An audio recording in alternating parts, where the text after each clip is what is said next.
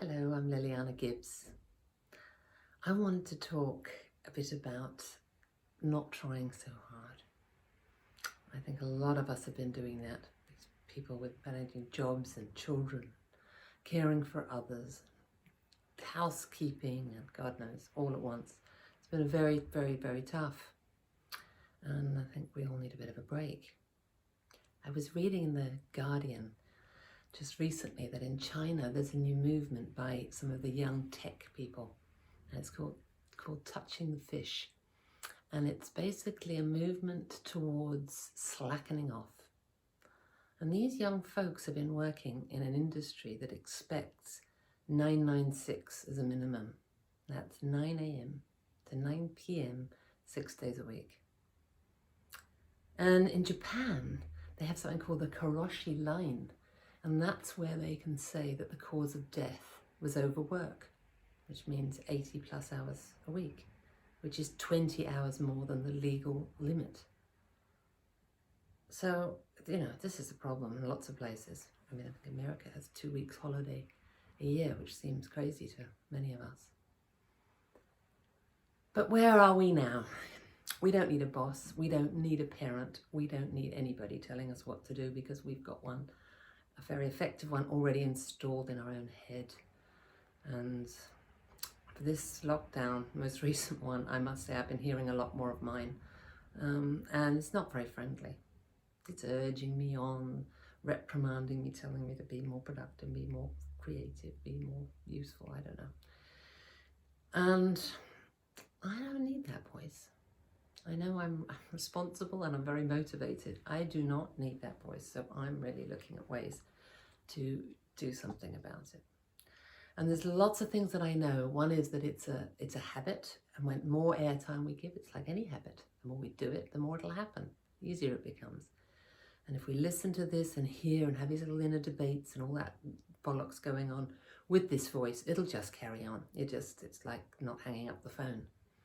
So what we need to do is to just know, first of all, recognize it, I think. Just know, there it is. That's what it is.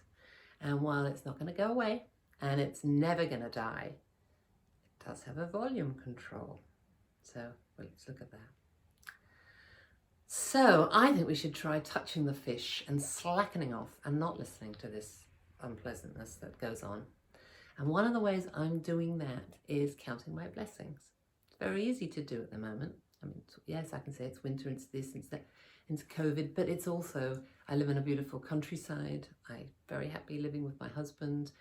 We have a good life where we both really enjoy the work that we do and are inspired by it.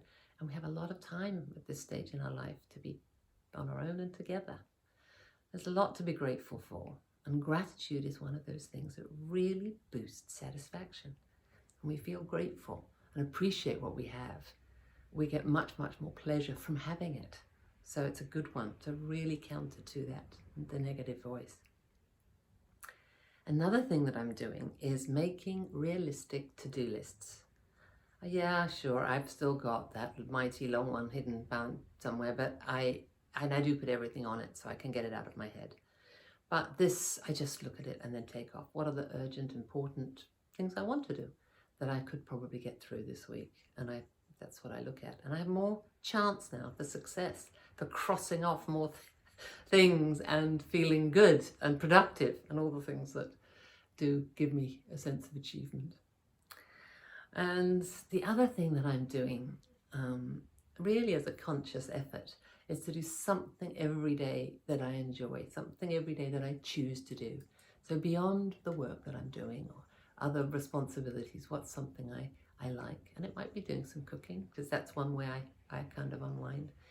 And it might be going for a walk, it might be reading a book, it might be doing something for my business that feels like that. But something every day, because we've all got an awful lot of things that we're going to have to do and keep doing probably for quite a while.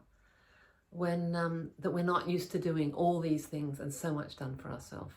And anything that we can that helps to give us joy, makes us feel good, that will increase and make those other things feel less of a burden. And that's all part of the building of resilience.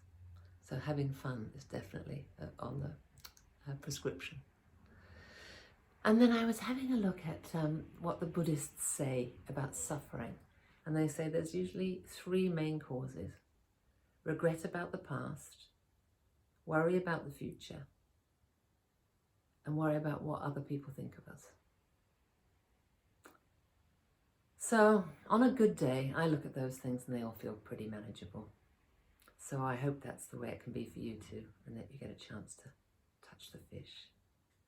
And do let me know if you've got any good ideas about what can really help to keep the volume down and the music up. Thank you.